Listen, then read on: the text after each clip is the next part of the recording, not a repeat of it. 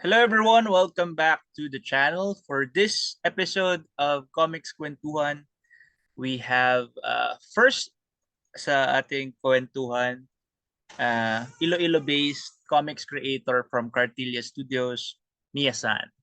Hello ma'am. Hello, hi John. Hello. Yes.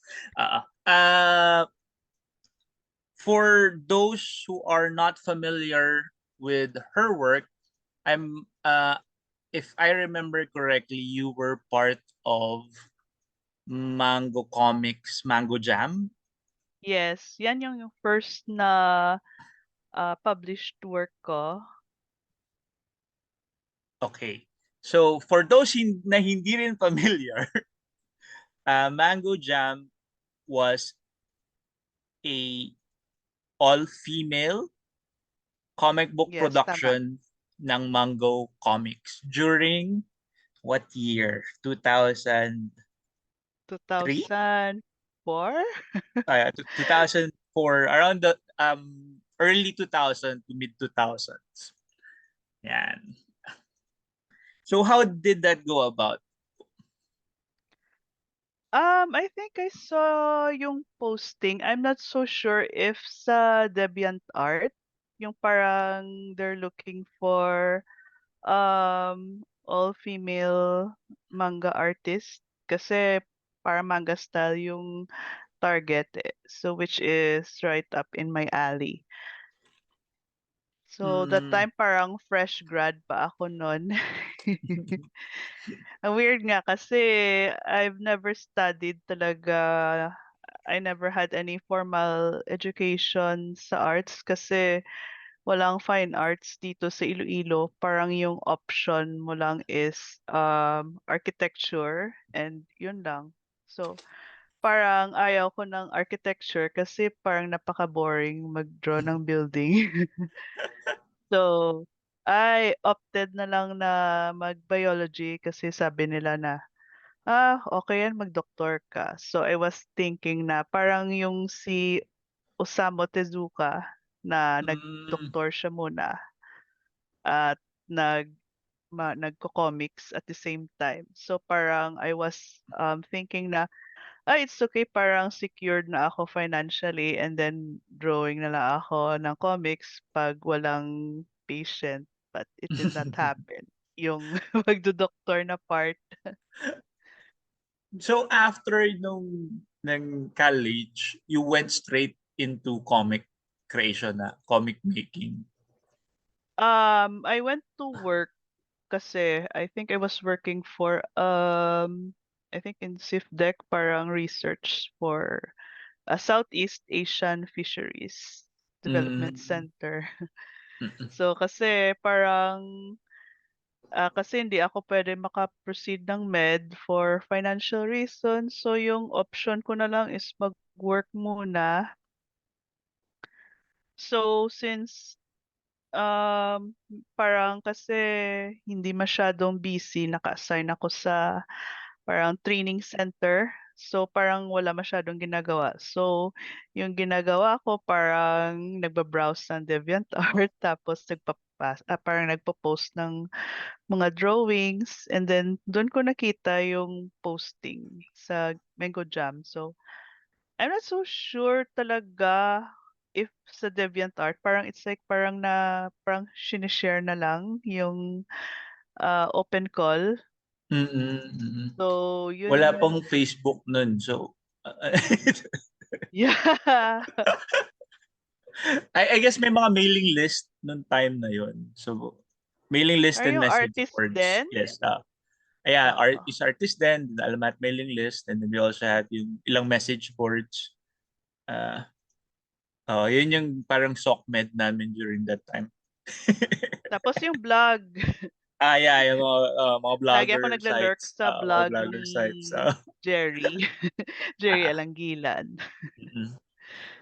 So, So when you were um, working sa Mango Jam, you were still working based dyan sa Iloilo. yes. Okay. Kasi How there are did times na parang wala. Walang ginagawa sa office. okay, so you still had your day job while you were Yes. doing yung work for Mango Jam. Do you remember? I forgot which title you were working on. Yung Kali. You were the original. Ikaw yung original na artist for Cali. Yeah. Ah, Parang nakulangan pa ako nun yung work ko kasi it's not so great. ah, ah. That was your first comic book na publish, but you were doing comic book work on your personal time then during the Yung time? indie. Ah, Yung indie. Parang mm. me and my friends were like, "Oh, gawa tayo ng manga." So, parang gumawa kami ng parang anthology and then yung friend namin yung nag-finance, I think yung 13th month pay niya pa dun. So, So saan parang niyo nilabas yung indie ninyo? actually it was weird kasi we're like we have no idea how to distribute our work kasi Iloilo eh. So, parang pina-consign namin sa yung parang small local, parang hobby shops na nagbebenta ng comics. So, ang funny story nga kasi sabi nung babae na yung tindera, sabi niya, ay, nang ayaw ng boss namin ng local. So, parang Grabe ayaw naman. nila. So, parang for me, it's not, parang hindi naman ashcan type yung ginawa namin kasi it was published talaga eh, by a printing shop. Parang So it was offset printing din, press. oo. Yeah, offset. Ano yung title ng comics na yun? Parang scratch, go, go. So, Where I'll give you a copy if magkita tayo. sayang kasi yun nga. So, ayun nga, leads to the question na since you're from Iloilo, meron ba kayo diyang community of creators that hold events then? Yung si John Galino na. Yung Iloilo Oh Comic. yeah, I remember. Yan. Yung icon na, icon na. Oh. Yung first Iloilo Comic Con. Ah. So during that time lang nagkaroon ng parang pop culture event sa Iloilo. Yung Oo, that initiative na was the ni first. Miasan. Oo. Mm. Pero Parang it there was were other groups that make comic books sa island niyo? ah parang meron yung individual lang or yung group. And I think there's a funny story rin na may a bit of rivalry na yung sinong una maka-release ng first manga sa Iloilo. So, so parang it was parang it was parang friendly rivalry sa amin part. So, of course kami yung first na naka-publish, naka-release. And then yung iba ng there were like we were aiming to be the first pero hindi, so it's okay. Parang nilagay nila sa intro ng kanilang ashcan mm, na they were aiming. okay. Pero I think as far as I know, merong yung pinakauna pero parang Xerox type and ni-release niya during University Day. Pero parang it did not gain traction. So Mm. parang hindi pinansin. So parang we're like, kami yung first. Oh. Yung group nyo. How many kayo dun sa Oo. group ninyo? We're five. So tatlo yung illustrator and then dalawa uh yung writers. Mm. So parang it was fun kasi we don't have any idea what we're doing. So parang yung background lang talaga namin was yung parang school publication. Okay. You Oo. were part ng school paper niya before? Oo. Mm. Tapos, you doon nagsimula. yung group nyo from yung school paper ninyo? Kasi we have this org na otaku organization na parang Okay. parang yung mga anime enthusiast na Mm. parang we hang out, we watch bootleg anime. So parang uso pa nun yung mga pirated CDs. Oo nga.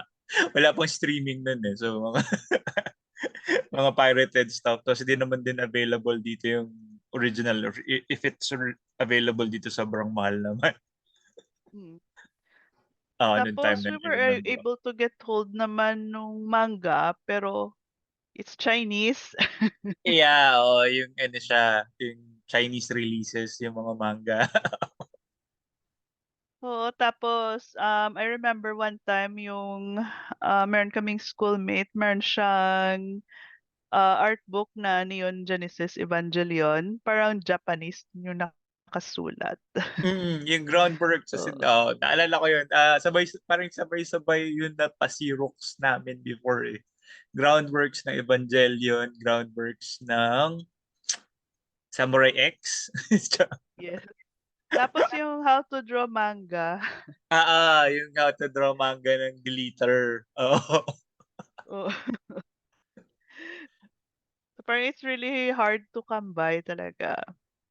Yeah, nung time na yun. Kasi no, sobrang swerte nung mga nung mga creators ngayon. Sobrang yung wealth of reference material and how-to books ngayon Yes. online and yung availability nung mismong books, di ba? Yes. Grabe. Mm-mm. So, during nung Mango Jam days mo, how long did you stay on sa Cali? I think parang 2006 parang nag-end yung contract ko. Kasi it was during the time na pumasok ako sa glass house. Mm. So, Yeah, nag-glass house ako. so were you able to do foreign books na during your tenure sa Glass House? Background lang. You did parang assistant work doing backgrounds for ibang creators. Oo, it was super competitive kasi each time na parang merong tryout, Mm. I forgot yung anong term na yun. Basta parang we have to send yung samples. Mm. Oo. So So it's like we have multiple kayo nagsisend ng samples whenever may oo. So I have to compete pa with Brazilians. oh yeah, kasi So, dalawa nga pala yung studios ng Glass House. May Philippine studio, may Brazil studio din. so, so parang I think it was not my intention talaga na pumasok sa glass house kasi I feel na hindi pa ako ready. Pero I don't know what I was doing that time. So parang I was so frustrated kasi parang I did not learn yung fundamentals. Di ko Mm. alam yung mga perspective, yung shading, yung lighting, lahat. So, yung parang line art lang talaga yung alam ko and yung mag-copy. But in terms of parang yung basic art fundamentals, wala ako nun. So parang I don't know where to start and I don't know where I went wrong. So parang I got so disappointed talaga with myself. So I decided na bumalik. Kasi I went talaga sa studio, yung Okay. sa Bao. So I stayed there for a Sa while. ano 13th 13th nga ba yun? Yeah, Sa 13th. 13th. I don't know kung 13th or 11th. Kasi Basta around dun sa area na yeah. yun. Malapit sa may Alimol. Oh. Yeah. So parang it was very difficult kasi parang I was not prepared na wala talagang steady income. So, Okay. parang yung mga kasama ko like, they're like, "Oh, kain ka na ng, I like yung tip nila was, pancit canton and yung skyflake. So, it's like so yun lang yung kinakain ko for like, from April to I think parang 3 months lang Okay. So na pancit canton diet and skyflakes, 'di ko kinaya. So, sabi ko parang hindi ko na kaya to live like this. So, parang uwi muna ako ng Iloilo. hmm, so talagang lumuwas ka ng Maynila to join Glasshouse. Yes. Pero yung work mo for Glasshouse is not stable, as in you did not get like a regular project to do monthly. Meron din but it's super competitive talaga. Kasi Ah, yung pauna-una nung background pages, gano'n. So, mm, kasi marami kami, oo sa nga, marami studio. kayo dun. And I was under the impression that if you're under Glasshouse, meron ba kayong training that you undergo there, or dapat marunong ka na if you're gonna join them? Ah, Actually marunong ka na dapat. Ah, so ano, super competitive na environment. During your time there, were you able to join mga events dito sa Manila? Yung Comic-Con. Nag-Comic-Con ka Yung during that time. yung sa UP Bahay ng alumni. Anong year to? Two um, Either 2006 or 2007, I have to check pa. Okay, so yung second or third. Okay.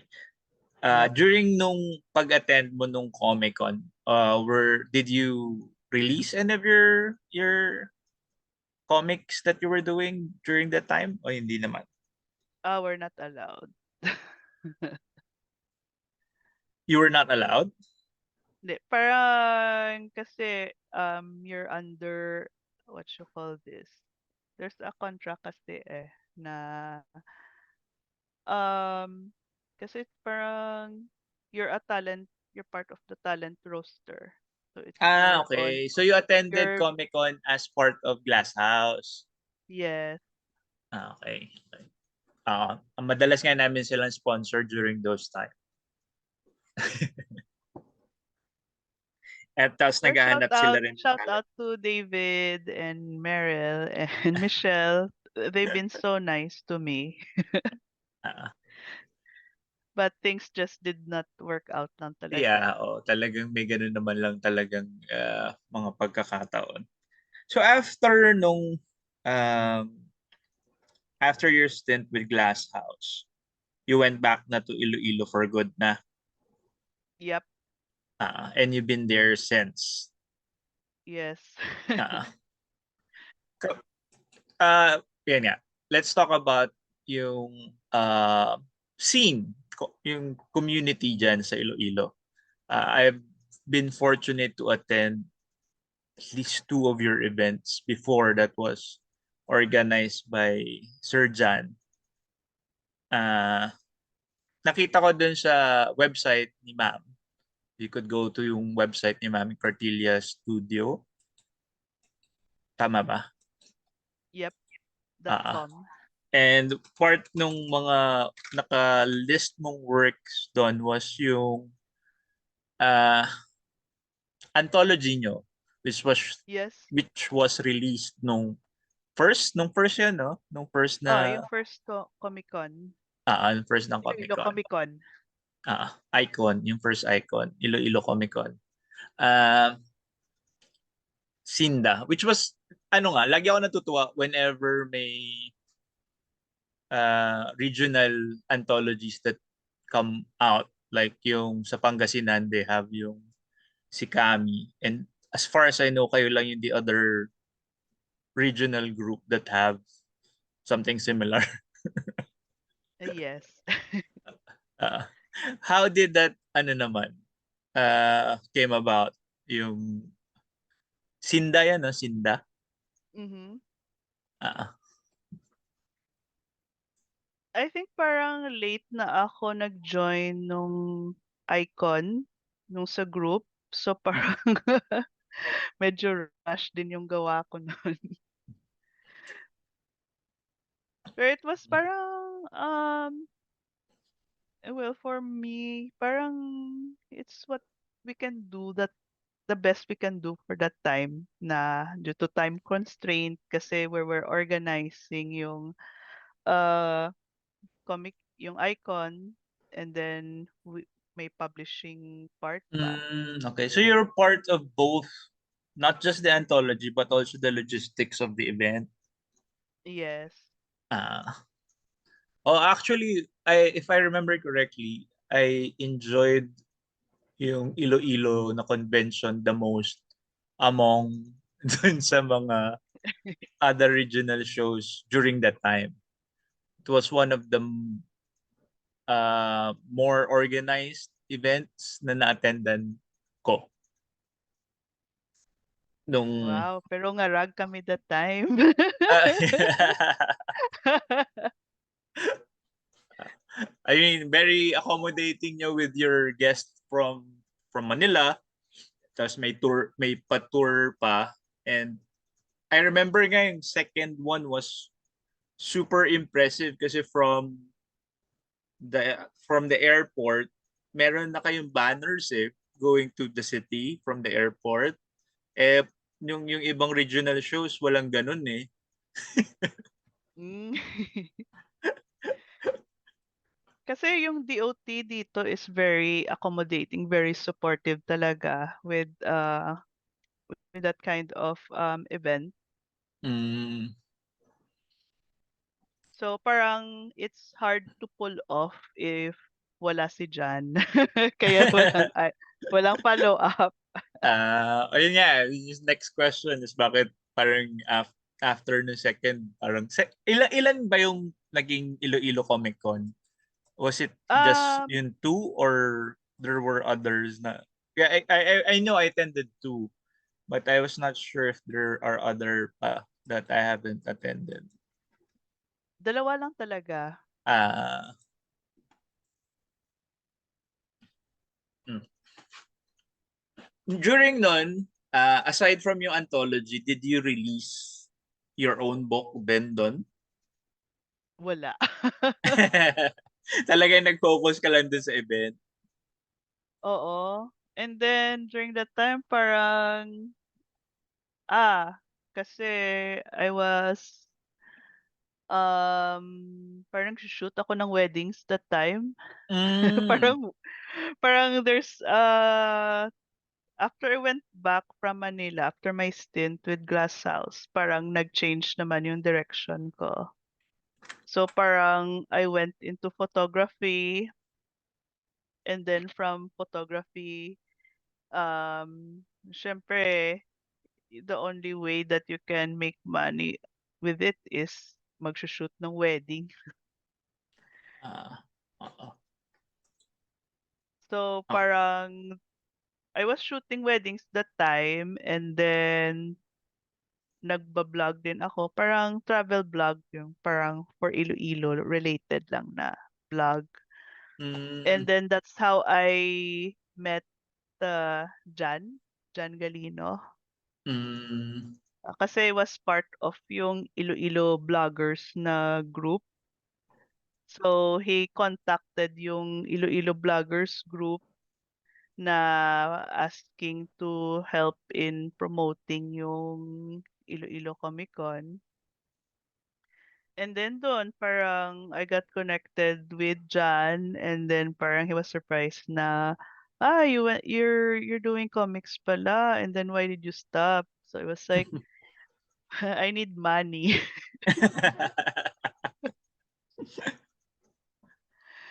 So he was actually trying to get me to do comics again. So yun yung pina-join niya ako sa Comic Con. So yung plan actually was I was just supposed to vlog lang, promote yung Iloilo Comic Con, and then before I know it, naging part na ako ng Iloilo Comic Con, and then yung comic anthology.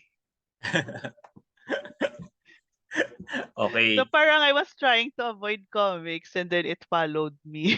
Oo, tinundan ka.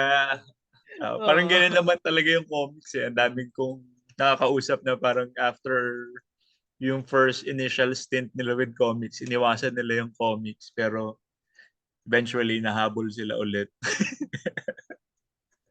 at na pull in sila ulit with comics. So after nung Iloilo Comic Con, were there any other comic book projects after it or napunta ka Um, ulit sa other ibang industry? during that time, nang parang John Galino was staying sa yung, kasi meron kami yung dating sari-sari store na na-convert into parang studio type. So parang doon na si John nagbo-board. So while he was staying sa amin, syempre he was doing yung parang commissions, comic commissions, and then I help out with the coloring. Mm, So parang I think parang Comic Spark Studio yung tawag nun. I think kailangan mo siya i-interview about that. oo nga, oo nga. Pag na ano ko siya, busy siya eh. Yeah, super Oo. busy. Kahit nga sa ano, in-invite kong mag-basketball na umaga, hindi na rin ma-invite. Eh.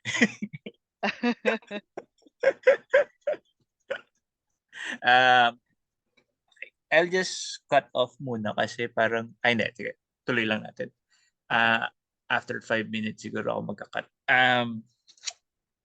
So paano ka ulit, I've worked with you on two projects, mostly yung graphic design for a project and yung isa pang sa CCP grant.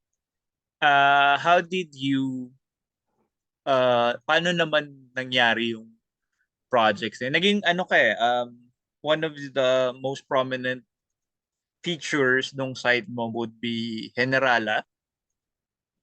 Is it ano, historically based, no? Na comics?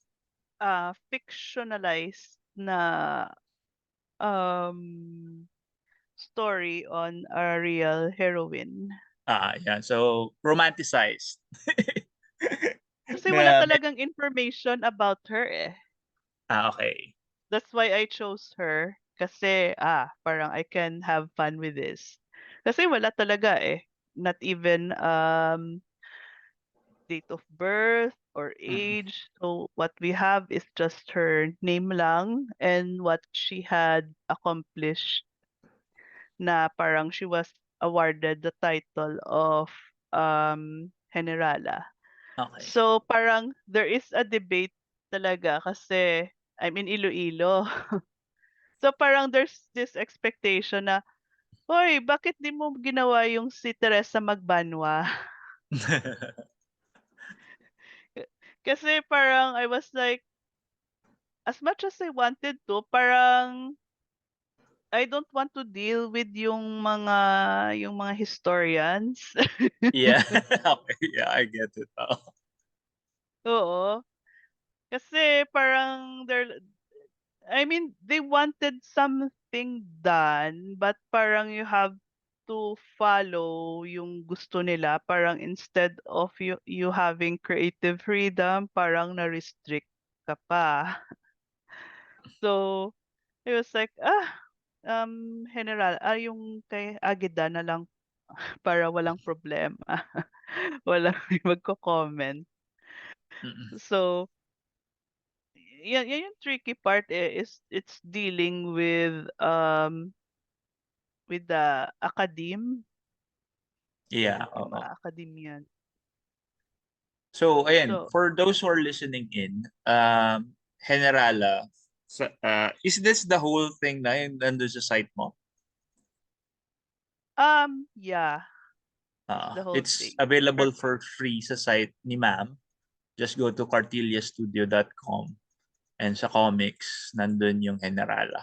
It's really well Pero done. I was pero I was actually planning to make parang expand it kasi Mm. parang for me it's too short kasi this was yung entry ko for the comic yung sa Comic-Con Asia na graphic novel, Filipino graphic novel competition. Oh, this was done for that contest. Oo. Ah. Parang super rush kasi it was announced around November. Tapos, yung deadline was December 20. Okay. Oo nga. Pero parang sample, parang pitch pa lang, yung parang you have to give yung two-page na sample and then you have the script. So when it was first announced, actually it was John Galileo who contacted me kasi that time he was already in Manila. Mm-mm. So parang, "Uy, sali ka dito, join ka." And I was like, kakatamad. Baka di naman ako mananalo niyan. So it's like, try mo, baka what we tell is parang baka, who knows, baka I get lucky. Ah. So, ayun, parang ni-rush ko din yung two pages sample and that time I was already teaching na. Mm. Parang from from shooting weddings and to teaching naman. So what are you teaching naman? That time, I was Mm. teaching photography sa mga Ah. student. Oo.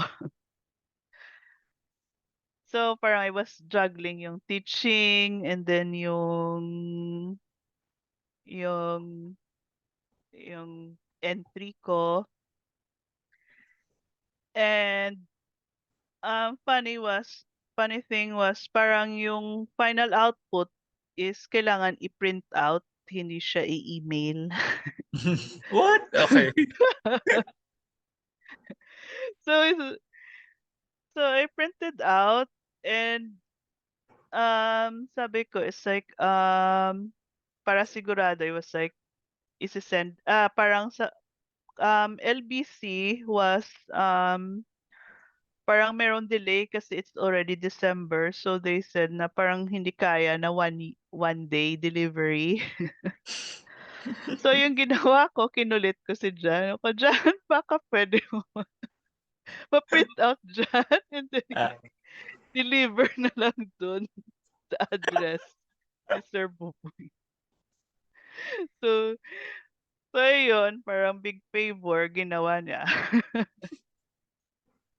Kasi wala talaga, eh, parang hindi kaya hindi kaya Eh, ng courier, so kailangan yeah, medyo ano hand yun. deliver na lang niya.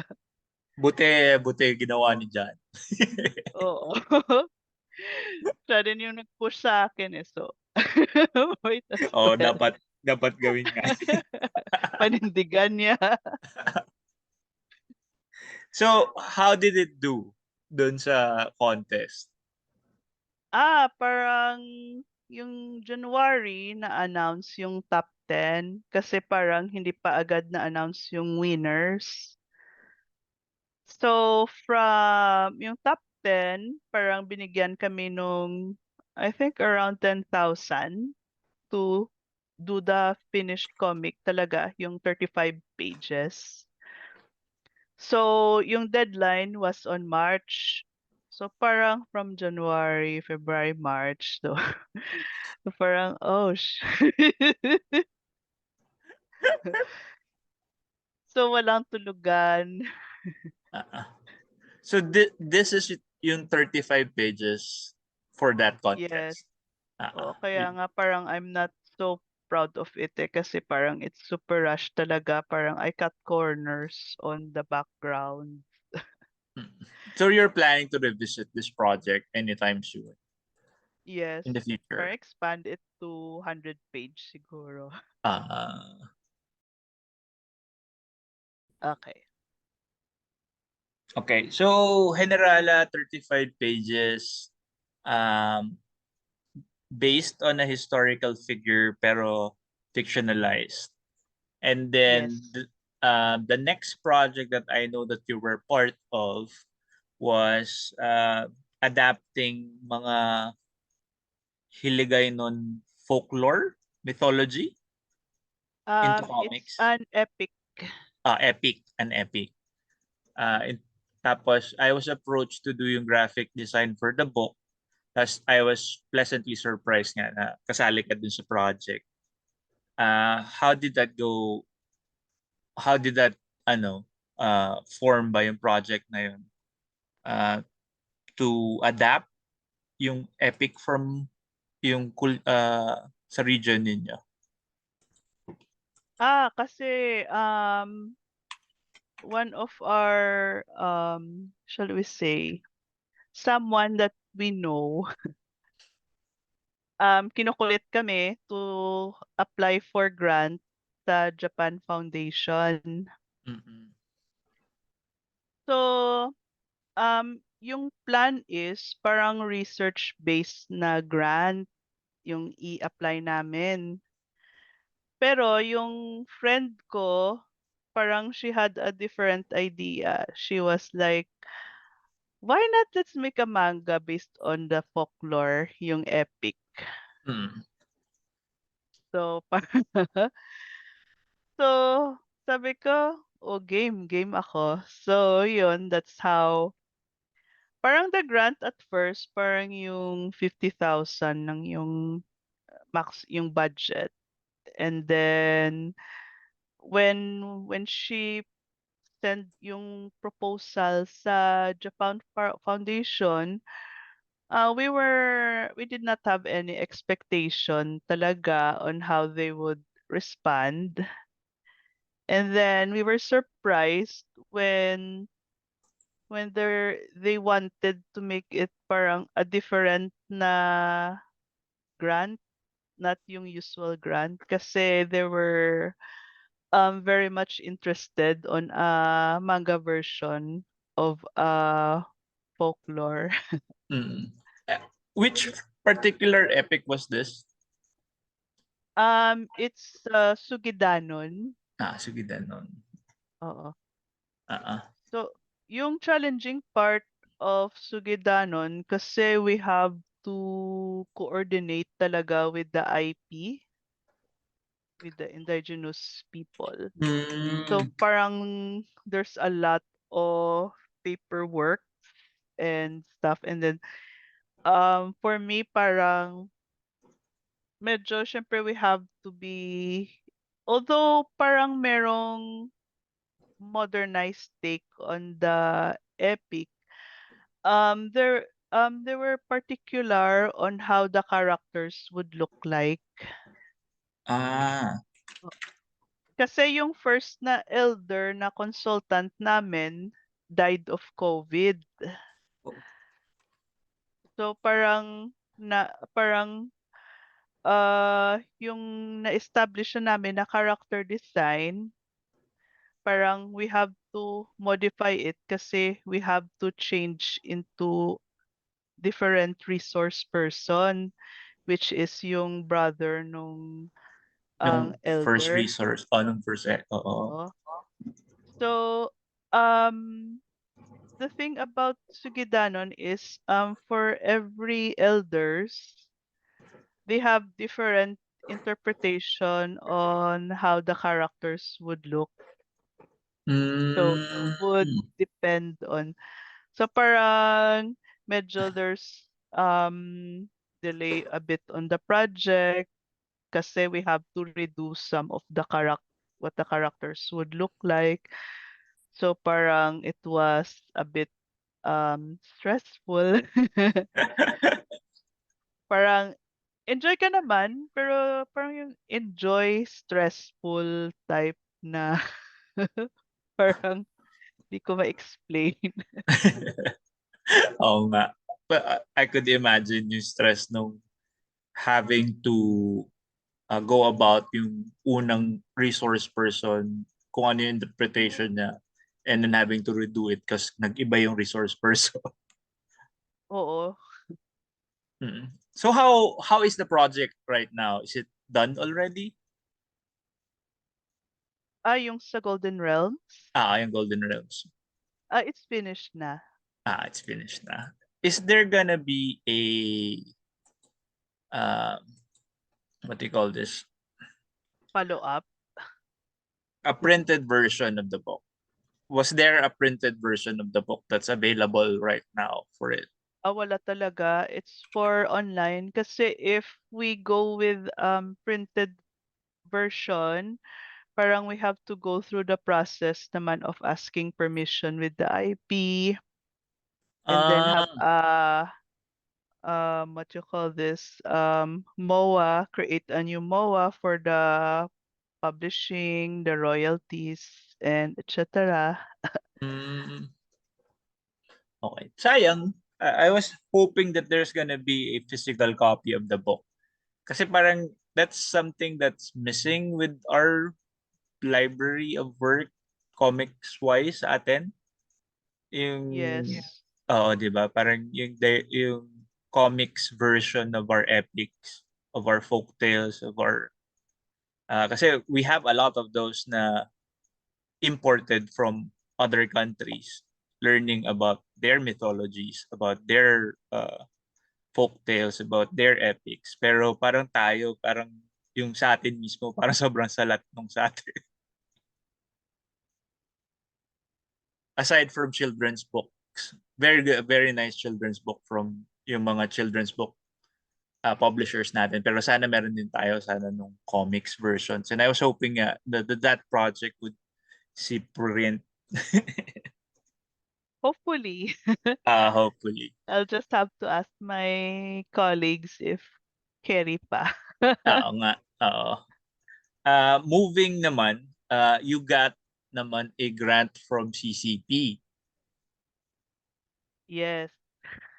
Uh, which is it the same or a different, ano na, different epic? Same character but different na yung story. So para siyang, let's say, yung Odyssey and yung Trojan War. Parang gano'n. Oh yeah, parang ganon. Kasi Same sa set of characters, Sugidanon, different kwento. oo. Kasi yung sa Sugidanon, hindi related yung main characters, yung sila Baudunggon, Humadapnon, and Dumalaptap. Mm. In um in my current project, yung sa Hinilawod, magkakapatid sila. Yung si Labaw-Dunggon, Humadapnon, and Dumalaptap. So yun yung main difference. And I if I remember, yung sa CCP grant was more of a direct translation or adaptation to comics dapat from the text. Yes. Mm.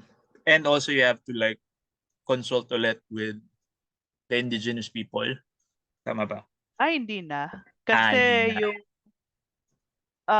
this is from a secondary source, yung gawa ni Hokano, yung files niya.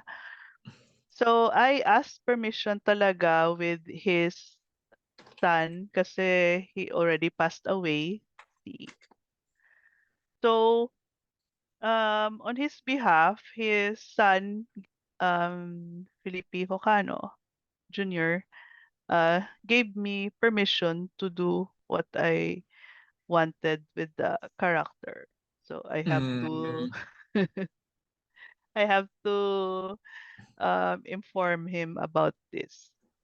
Kasi parang everything got so busy talaga. Oo.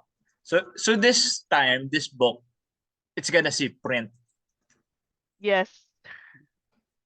Ah, so yun. So abangan natin yan. Aside from those projects that I mentioned, are you working on any other project, comic book project? Meron ka ba in the pipeline that those who are listening in might look forward to? Actually, I have plenty, pero yung time talaga. So right now, are you a full-time comic book creator or Hindi pa rin. I still have a day job. uh, So, parang thankfully yung day job ko allows yung flexible work arrangement. So parang I can use the time to work on comics. Pero ngayon, I'm currently working on my thesis na for my master's mm, sa fine arts kasi I'm tired of telling people na I'm a graduate of biology. So parang so nag-take ka ng masteral sa fine arts. oo, para kasi parang I have to explain to people na, "Oh, ang layo. How did you come how did you end up doing those things na parang magkaiba sa degree?" Parang I hate to tell the same story over and over again. So parang, oo, fine arts na lang ako, So master's, parang after this year or so, master of fine arts ka na. hopefully. Kasi yung But, thesis ko is comics din eh. mm So so yung project ko ngayon is my thesis na actually. uh, what else? Do you have any advice to any of the comic book creators that might be listening in, especially coming from, like you said, you were in from yung fine arts na background, yung people from different backgrounds looking in to become comic book creators? Do you have advice for them? Siguro my advice for them is learn the fundamentals muna. Like, Malaking bagay na to learn the fundamentals with actually anything naman if you're trying to do something. well, a funny thing is I learned the fundamentals when I took up photography eh, kasi meron yung parang Saturday class na photography every Mm. every weekend. So, diyan ko nalaman yung mga perspective, yung mga framing, lahat, yung Composition, lighting. lighting. Oo. So, uh, suggest ko mag-aral kayo ng photography. Get marami kayong ma-apply from actually filmmaking and photography if you're going to do comic books. So yun, ma'am. Maraming salamat sa inyong oras. Where can they follow your work? I know I mentioned na yung website ni ma'am, kartilyastudios.com, kartilyastudio.com. Any other SOCMED sites that they can follow or any yung other sa things that you want to tawag dito, promote? yung Facebook ko sa Kartilya Studio. Same din with Instagram pero it's a bit dead right now. Pero I'll update it from time to time if makagraduate na ako.